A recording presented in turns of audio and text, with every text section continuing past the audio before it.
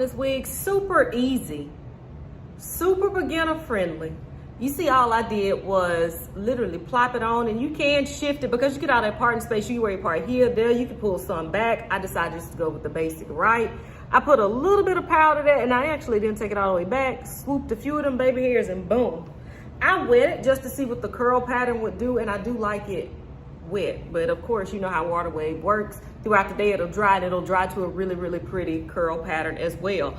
So can I recommend this wig? Yes. At first, I was like, I don't know, about 12 inches. Y'all, but this is actually very, very cute at this length. But they carry this hair all the way up until 28 inches if you would like, okay?